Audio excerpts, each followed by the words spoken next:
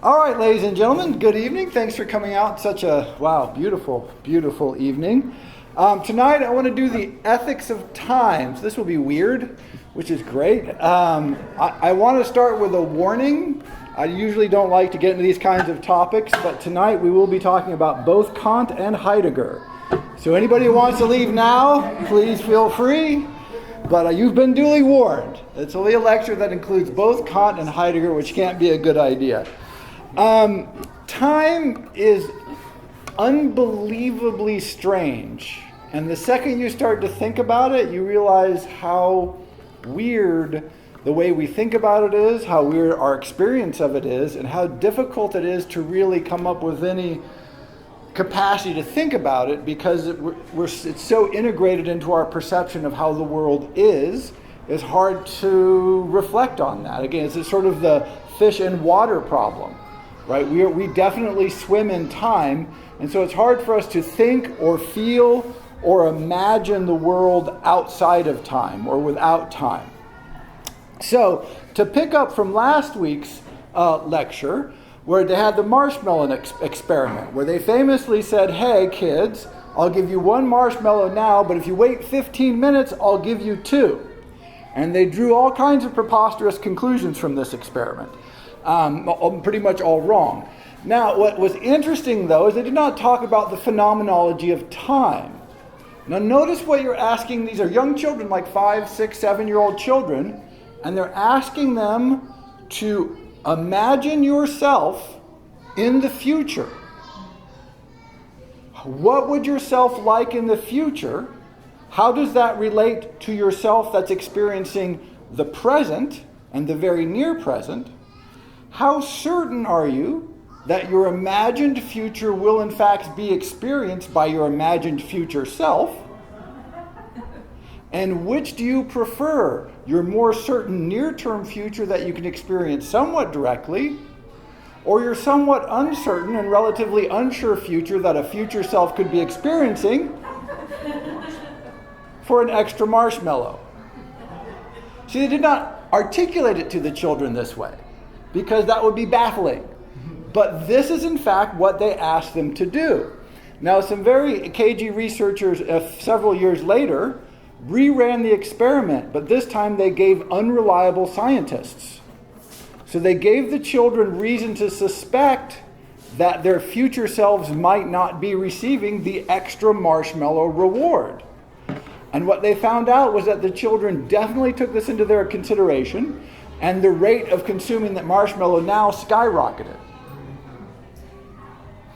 And again, we don't even think about this. If 5-year-old kids can do this, it's already built in. But again, really, if you stop and ponder, and we do this all the time. When is time? One of the hardest questions is, when is time? So again, these children were said, and we do this, right? Like, why should I save for the future? I should save for the future because I imagine that there's a future version of myself who will appreciate whatever sacrifices I made now and will enjoy them more than I will enjoy spending the money today. And this requires a whole bunch of obviously preposterous assumptions. One, that you will be alive in the future. Right? The mortality thing really throws a wrench in a lot of our calculations, so we tend not to want to think about it. And so we go, first, I'm assuming I will be alive, that I will have I will have a self in the future that will in fact be experiencing these things. Two, we like to imagine that ourselves are continuous and very similar. So that when you were 9, you thought, if I ever got $10 and went to the grocery store and bought $10 worth of cookies, the universe would be perfect. Right? So now most of us have $10, but the self that has the $10 is very, very different from the self that was 9 years old, imagining how great it would be to have $10. Now, we know this experientially, and yet we tend to project in time a self that is very similar and continuous. We don't imagine that we're saving for ourselves, that at some age is suddenly going to say, you know what, I'm going to embrace Buddhist renunciation and give up all my worldly possessions and money. Right? Because that would make a mockery of savings. Or if you don't want to save, just imagine you're going to do that. Just imagine some super future version of yourself is going to be totally like religiously inspired. You're going to be a perfect Buddhist. So there's no point in saving for that person. They won't want the money anyway. See, that's a good way. See how you can do that? Now all of a sudden it changes the whole dynamics. But we tend not to do that. And we imagine also that our future selves are going to look back at our present selves, right? We do this. Like, how will I want myself to have acted now so that when my future self looks back at me, it goes, oh, I like that version of me that was back there in time. And so this is preposterous construction is called just being human. Right? This is the magic. So there's a lot of this stuff, be here now and embrace the moment and be present. Like, yes, sure, 100%. Also, that's what fish do. Fish are very present. They're very in the moment. I think we should have as a goal not to be a fish. Although if you want to be a fish, be a fish. Who's judging? But it's our incredible human capacity is to imagine, but we imagine in time. It absolutely structures our minds. And so this is where we get to the Kant parts, which I apologize for. I always apologize for Kant. No, he was brilliant. Incredibly brilliant thinker. So then we have the two worst writers in philosophical history tonight. This is from Critique of Pure Reason, both of these passages. All thought must directly or indirectly, by way of certain characters, relate ultimately to intuitions, and therefore with us to sensibility, because in no other way can an object be given to us. So intuition and sensibility here. Intuition for Kant is the sense that something exists in a relationship to you. It's not really a direct experience of the thing itself, because he wasn't sure we ever got that. And then I cut out a bunch of stuff, and he says, space and time are the framework within which the mind is constrained to construct its experience of reality. So for Kant, we get intuitions of how the universe might be around us within the context of space and time. Our apprehending mechanism is built out of space and time. So one way to think about this, if you think about the color spectrum, we know the world looks nothing like the way we perceive it, by the way. We perceive a very narrow range of the electromagnetic spectrum. Some insects see a very different world because they don't see our color range, they see different ones. Some people are colorblind. Some people are blind to some colors. So we know this. It's, intellectually we know this.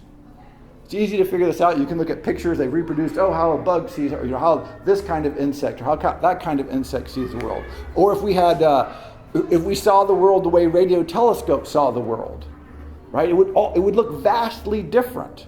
Maybe vaguely recognized, but still vastly different. But we see the world in the electromagnetic spectrum, in the range that we're used to, so we think it looks like it does.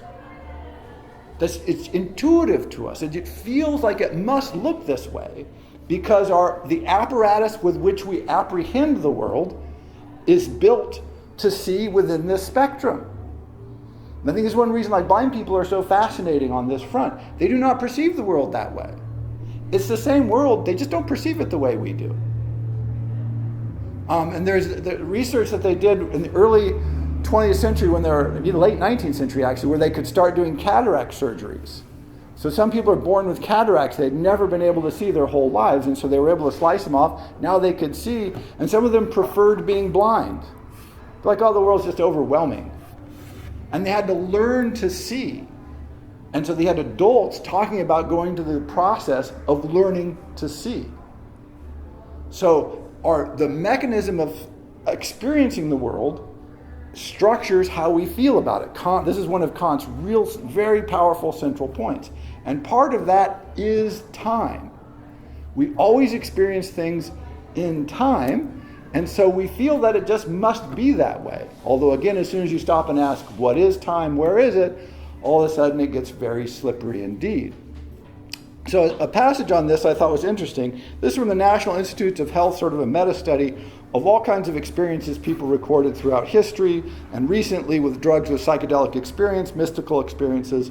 And they came up with this big study that came up with basically 6 characteristics. One, when you get one of these spiritual awakenings or metaphysical experiences or drug trips or whatever you want to call it, you have the sense that it's sacred, a sense that the encounter is holy or sacred.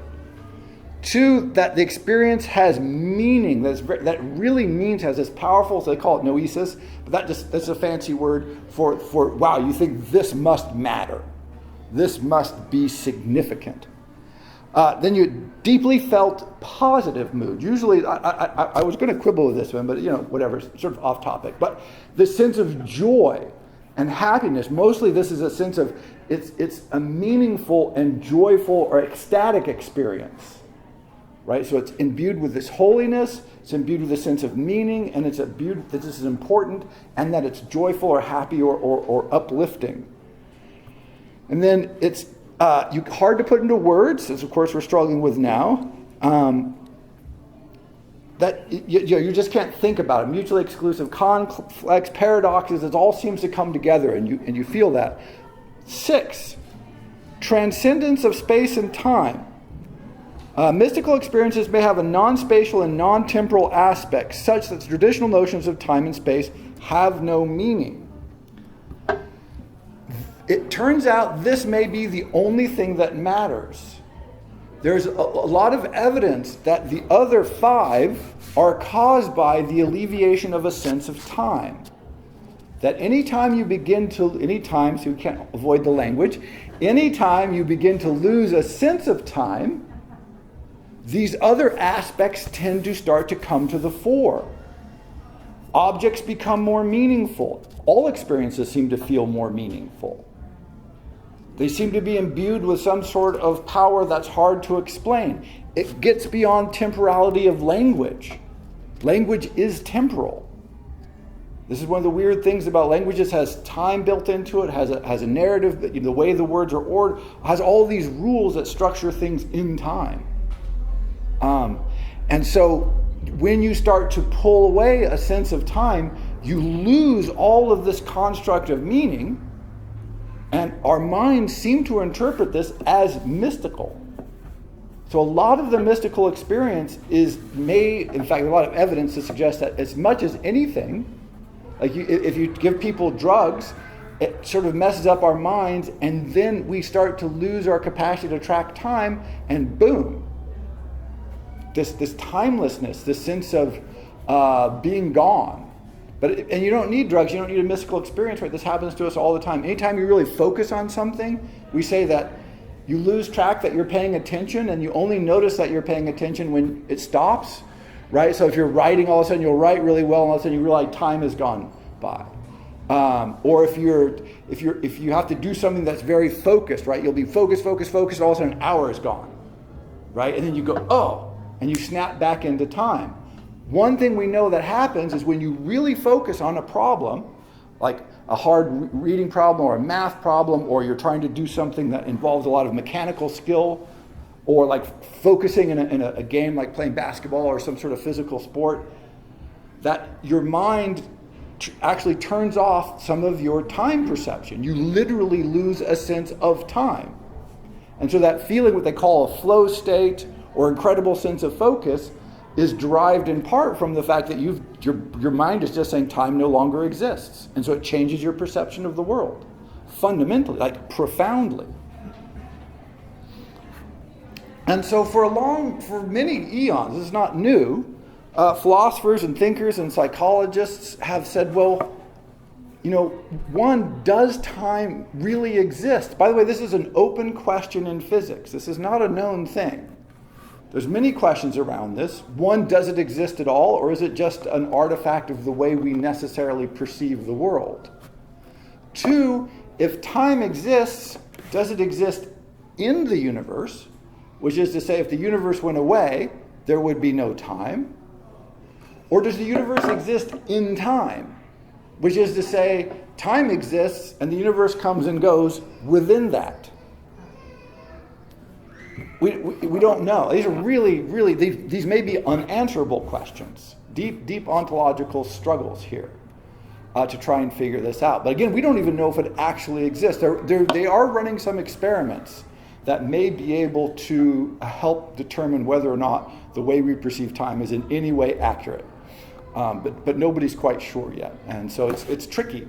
It's actually tricky to design experiments to discover this because our minds are so wrapped in time. I don't even, and even if they do discover like time is a figment of our imaginations, I don't think it matters because that's how we're going to perceive the world anyway.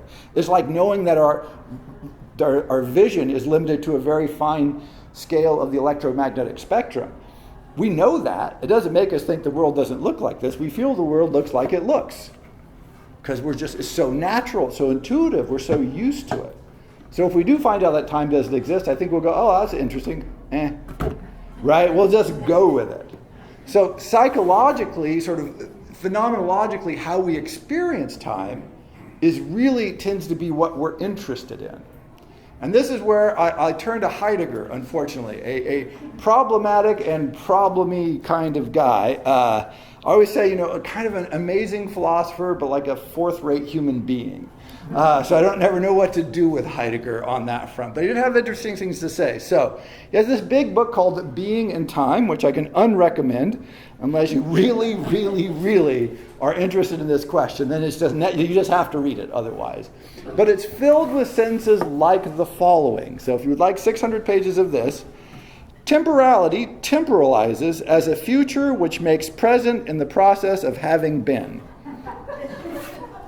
Now, it sounds like an exaggeration. Being in time is just 600 pages or 500 pages of that, depending on the edition you get. But as usual, he's doing some good work here. So temporality, right? Our sense of time temporalizes. Our sense of time makes time. See, this is the thing that we have a hard time getting our minds around. Our sense of time is made by us. Which means it's variable, which means, by the way, therefore it's a subject to ethics. It's hard to talk about the ethics of gravity because, right? Like we can't really do much about it. We can leave the planet, I guess, at some point, start a Mars colony, then we have less gravity. Maybe that's better. But, really, we don't have a lot of gravity kind of control. If temporality temporalizes, which is to say, if our sense of time is created by our thinking in time, then, theoretically at least, we can address this, which opens it up as a topic of ethics. You can time incorrectly, I guess. It temporalizes as a future. So we don't make time now, we make time out there. We make time in the future. We imagine it over there. I don't know why it's that way. It could be either direction, I guess. Whichever way the future is, up, I don't know. The future's over there for some reason.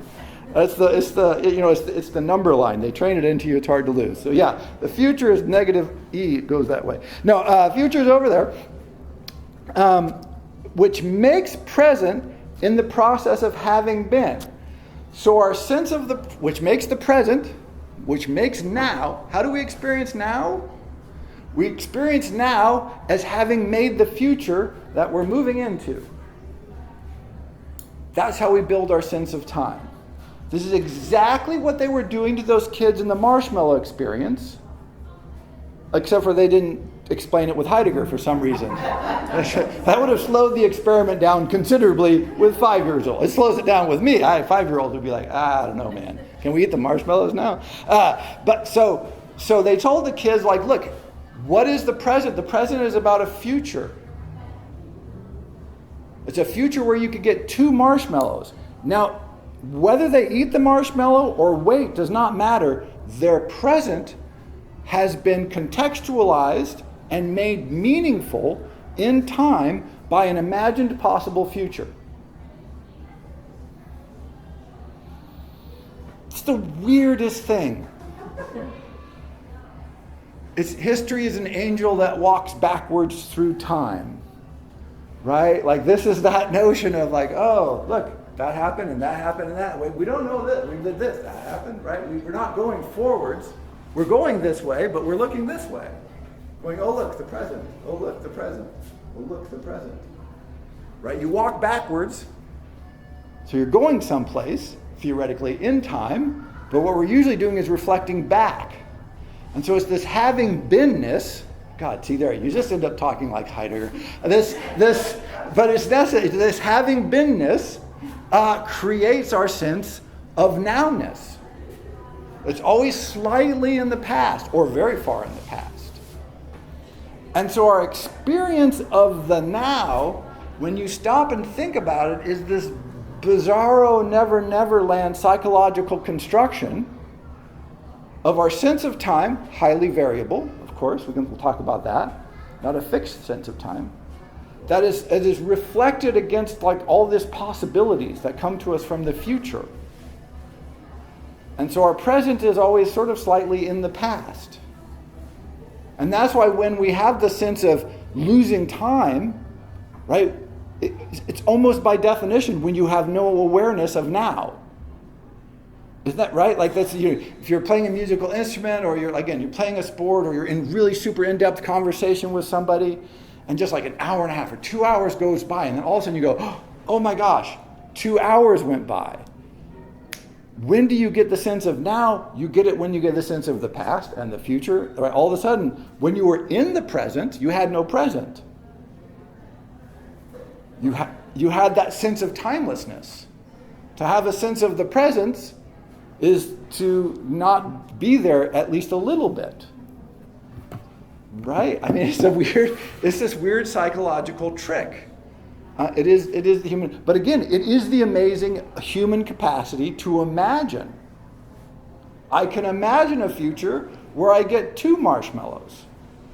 I can imagine a future where I've saved my whole life and I have a big savings account. I can imagine a future where I know how to do something that I don't know how to do now, so I'll pursue that.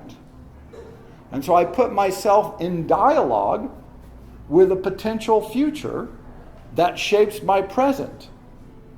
What we're doing is almost always acting within some sort of context of a future narrative, which has to take place in time. You lift the time, we lose the future, you get a very clear present, which can be amazing, wonderful, and uplifting, but also incredibly limiting. And usually we can't sustain it for very long. In fact, as they go on in this article on mystical states and spiritual enlightenment and all that, they say it's always very short. It's like it's not sustainable. Like the human can't live without time for very long. We snap back into it and we go, wow, what was that? Right? And then if you've ever had one of these experiences, what happens is, you then spend a lot of time trying to reconstruct the narrative of what happened. Because you don't have it. Right? You know things have happened. You can look around and talk to people and you go, oh, stuff happened. I have memories, but they don't really jive the way I want them to, because I don't have the time markers that I need.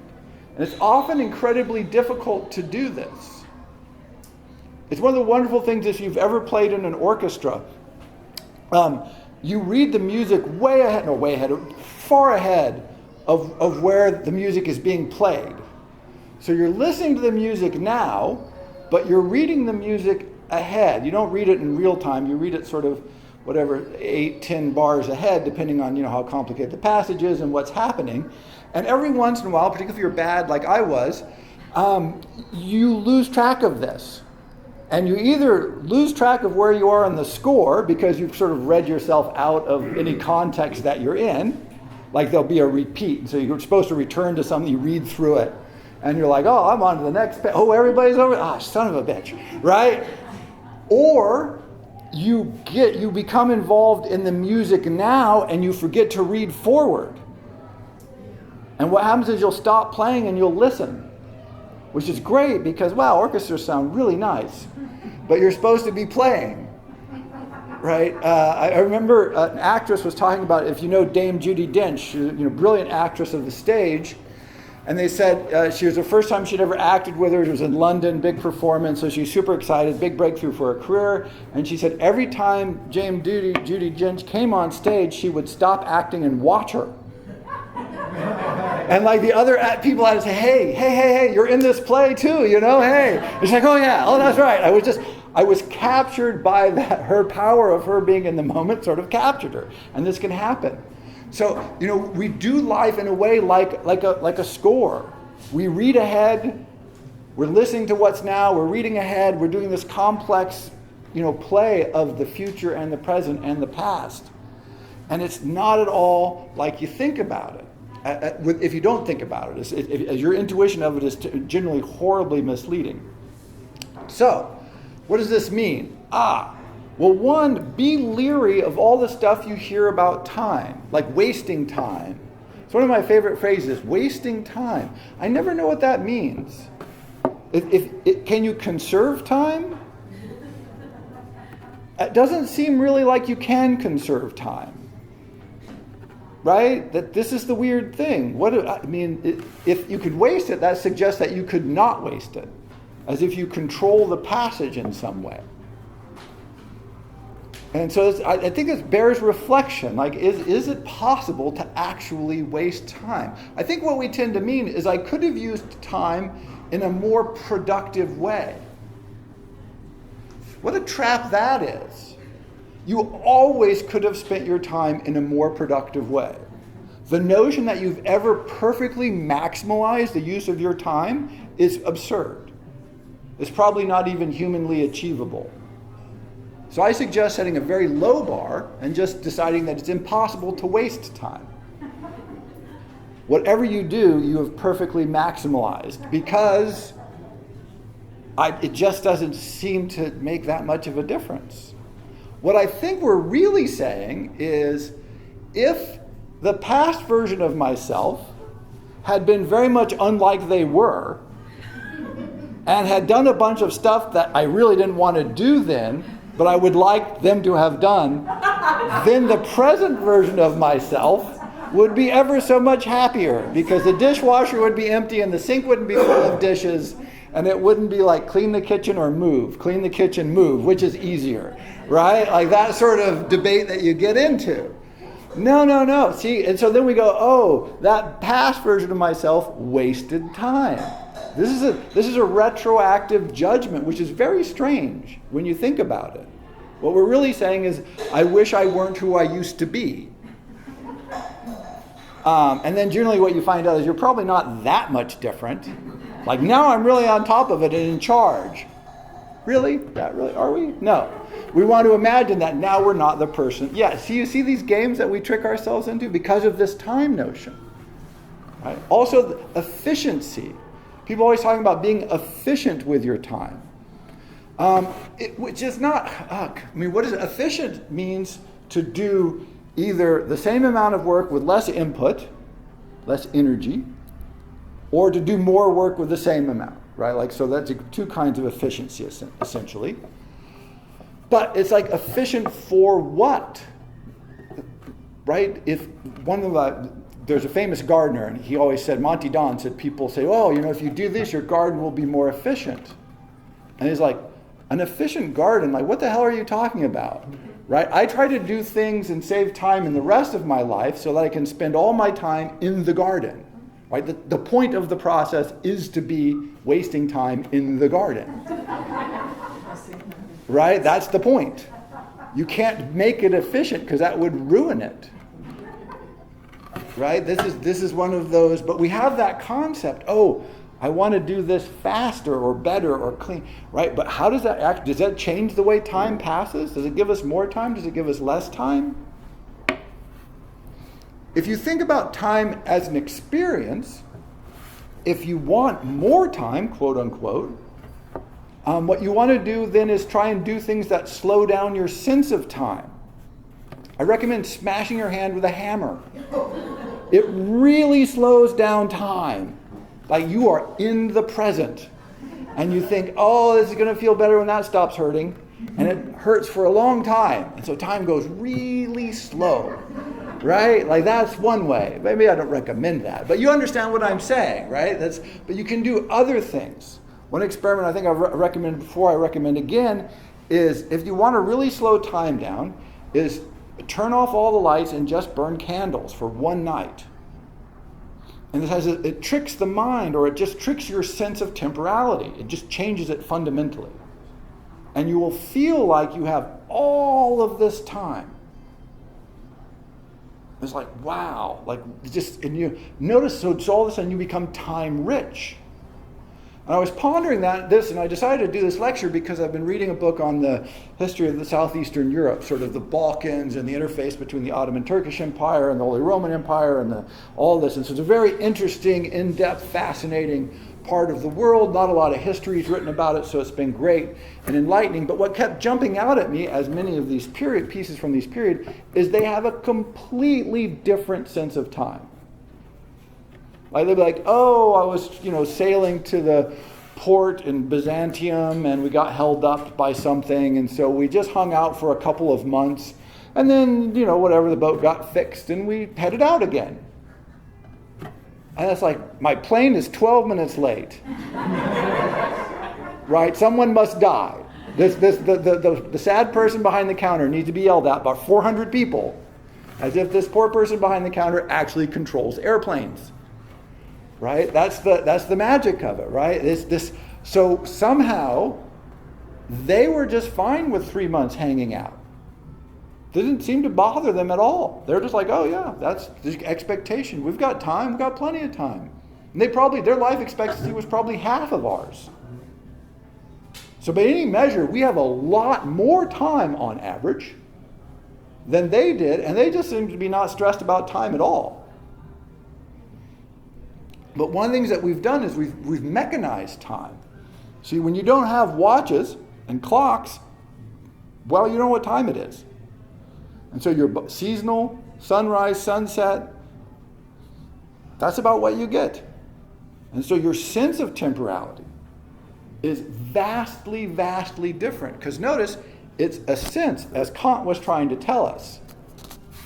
It shapes our experience. Whether it exists or not, we don't know, but it certainly shapes the way we experience the world. And so if you're in a temporality where there's a watch that tells you to the minute, again, airline flights are the greatest, because it's like, oh, your flight will leave at 8:13. That you can wager whatever you want. The one time that plane will not leave is 8:13, right? You just know that, as if they're accurate within a minute. They're not accurate within a minute. It's just silly. They should only allow them to do it on every 15 minutes, right? It would help people relax. Or just on a day. Your flight will leave on Thursday. Right? On one hand, it sounds terrible to us. On the other hand, think of how much more relaxing it would be. Oh, I just got to go on Thursday, and then my plane will leave at some point, and so it's all cool. Right? Airports would be very different. Because everybody would be hanging out like, oh, it's Thursday. We got Thursday flight, cool. Right? I think it would be very relaxing. It would take the pressure off. But once you've got that sense of pace, that sense of temporality, is very different.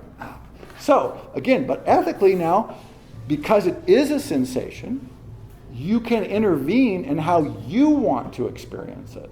Not perfectly, not totally. You can ask yourself, like, oh, how do I want to experience time? What can I do to shape my perception? And there's, all kinds of ways. Lots of this has been written about all the time, but you can go, like I said, just changing the way you deal with light. Light changes it a lot. Walking, again, I'm a big fan of walking. Walking tends to change your perception of time. I think it's Art Garfunkel, the guy Simon and Garfunkel. He decided to walk across the United States, which I thought, well, that's a cool thing. But he just did it in stages. He would just walk for a while and then mark where he was and then go home. And then a couple months later, he'd start there and walk for a while. And I'm like, oh, right, that's so cool, right? Forget all this, like, I grind my way across the United States. No, I just walk for a while and then a couple of days and go like, okay. Like, what a different sense of space and time. I think sailing is good for this, because in sailing, you only get places whenever. Right? That's the official time of arrival for a sailboat, and whenever.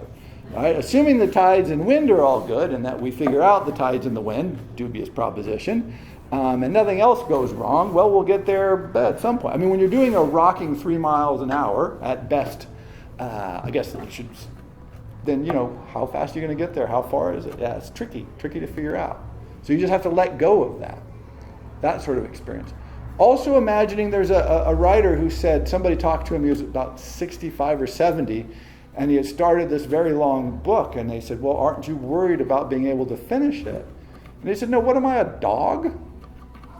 I'm a man. I have all the time in the world to fill my mind with what I will. Right? And I thought, see, this flips it around. Like, it's me who decides what's in my mind. It's up to me. I have all the time I want. You don't tell me what I need to be doing with my mind. Even mortality doesn't tell me what I need to be doing with my mind. I decide what I get to do with my mind and how I want to fill it, and how that will structure your sense of space and time. Another one, again, from this book from Southeastern Europe, you read some of the writings from this period. And much of the ancient writing is so stupidly beautiful and powerful, it's just embarrassing. It's like, they had no education systems, they didn't have colleges, they just write beautifully. It's like, damn it, how do they do this? It's wrong, they should not be. They're all going to fail their SATs. And they all ate the marshmallows immediately. These were a bunch of marshmallow-eating people now. They were just going. But how do they do? One, they relaxed. They said, I need to write some letters. I'll spend a few hours writing letters to my friends.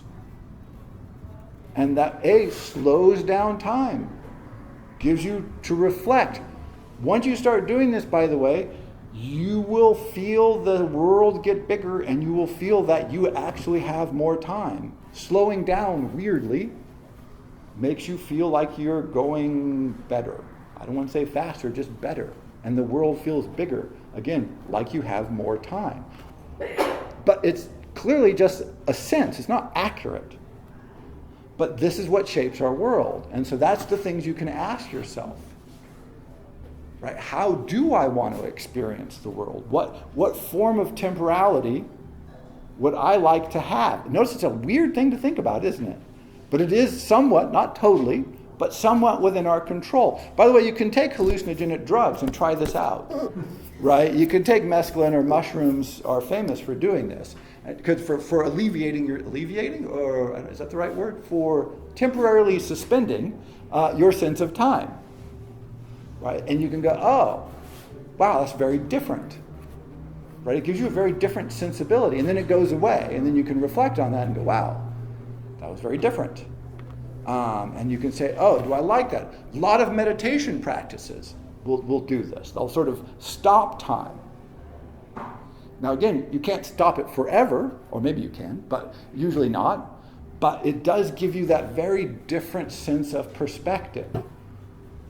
So one experiment I can recommend, because it doesn't involve drugs, and probably I'm not supposed to recommend you take drugs, but do whatever the hell you want, is if you swim out in the ocean at night, particularly if you can't see any lights, it has a very weird, often panic-inducing, but if you can get over that, sense of vastness and timelessness.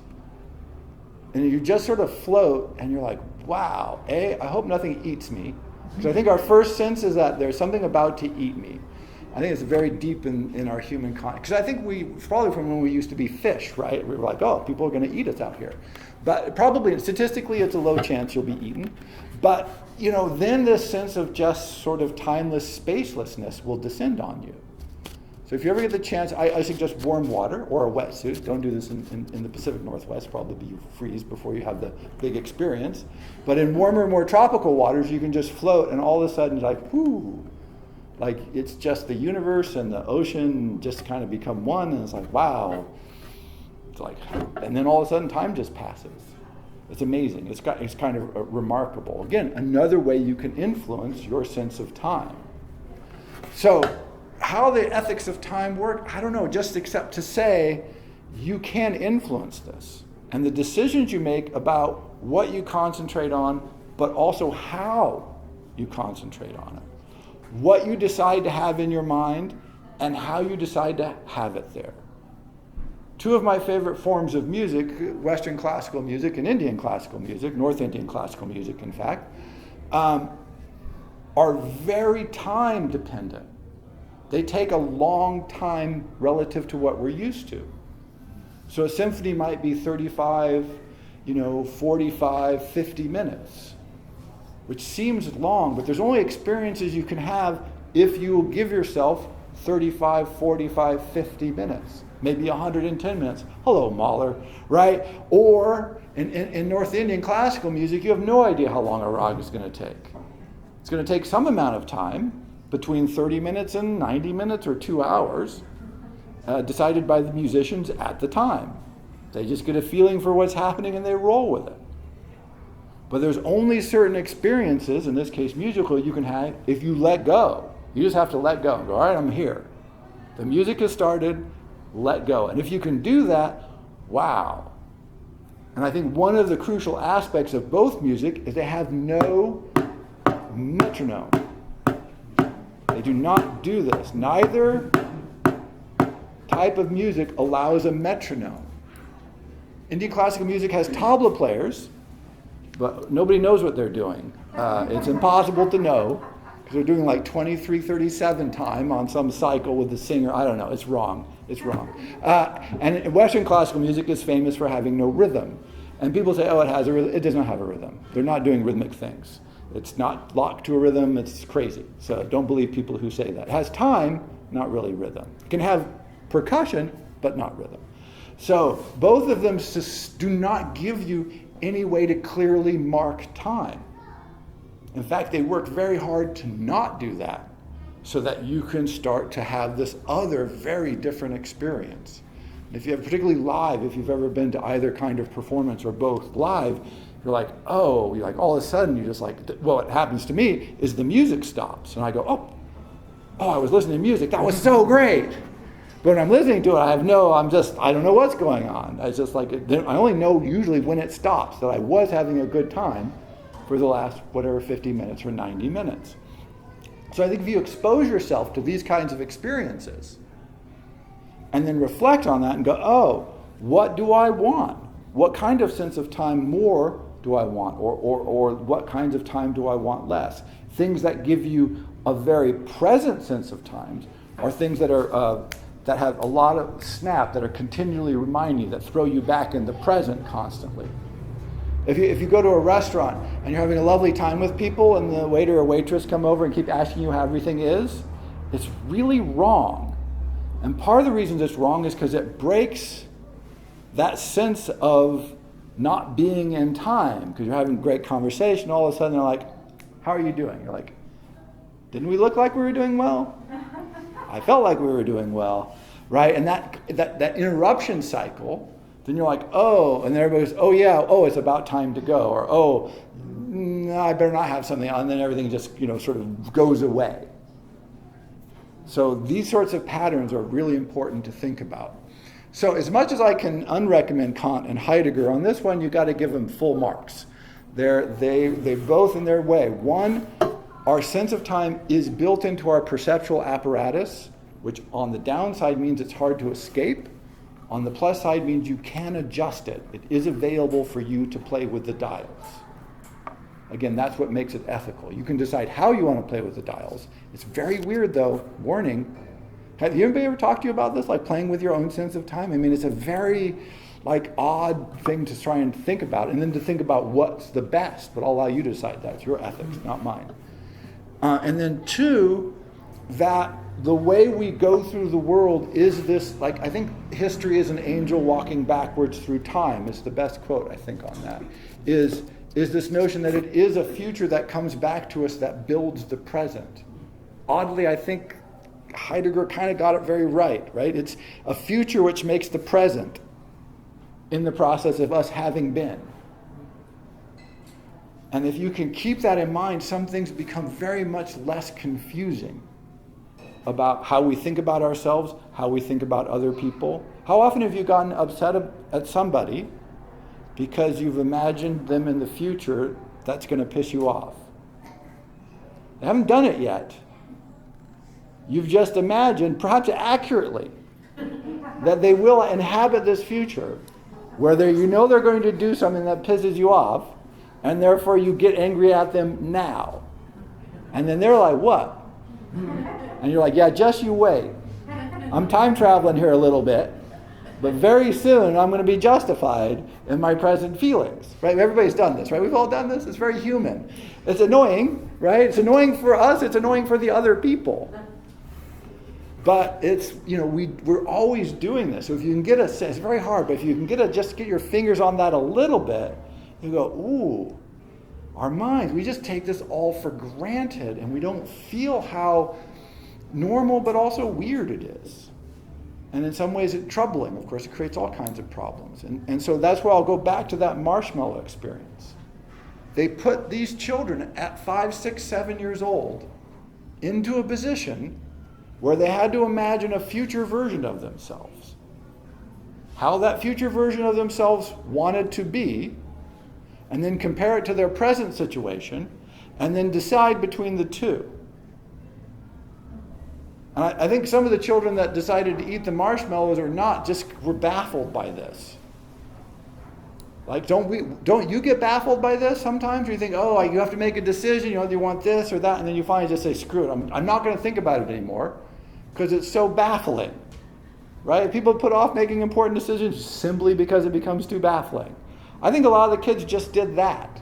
They're like, marshmallow, fuck it, right? They couldn't take it anymore. So they either ate it or didn't eat it, not on any sort of big decision tree, not like some sort of sense of strong decision, but on the sense of like, can I play with some toys over here?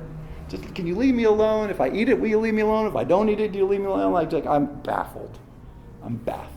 And part of our baffledness is this. So if you can keep Heidegger and Kant in mind and you find them very confusing, yes, it's very confusing. I think that's the ethics of time. Thank you very much.